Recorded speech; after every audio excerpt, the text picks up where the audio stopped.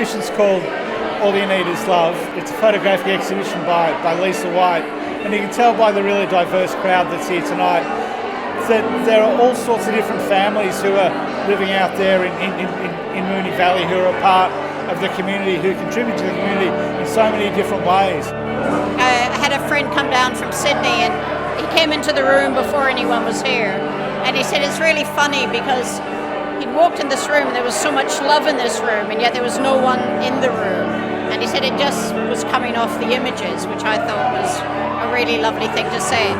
Lisa started this project, I think it was about 2 years ago.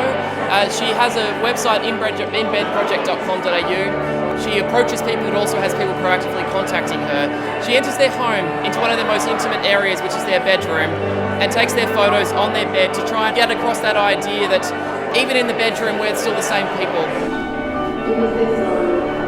The bed is a romantic space, but it's also a homely, kind of gentle, self-caring space as well. So I think it's a really great political notion, but it's also a really great notion about defining what home and defining what connection and relaxation or eroticism means for you.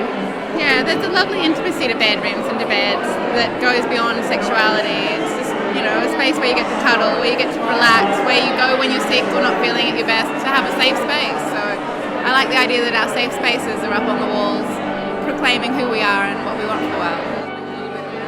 I think it's a fantastic silent protest around marriage equality. I know that she's very committed to raising the issues in a way that is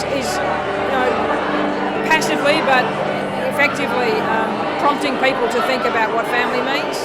I think that's really important, and often we get caught up with the idea that homosexuality or bisexuality is all about the sex, it's all about what happens in the bedroom, and it's great to break that open and go, we're just normal families in the bedroom. Our council have taken on board quite a strong stance in relation to an action plan that we have developed since 2015, and we've been heavily involved in the Rainbow Project, Go West, Midsumma Festival, and it's something that is quite passionate with most of the councillors and our community. I wasn't expecting this project to have grown to such a big scale, because when we got involved with it, I just thought it was just a little project that Lisa came up with. But today, it just looks massive and the response is great. Yeah, so it's quite overwhelming seeing the positive response and the scale that the project has grown up to.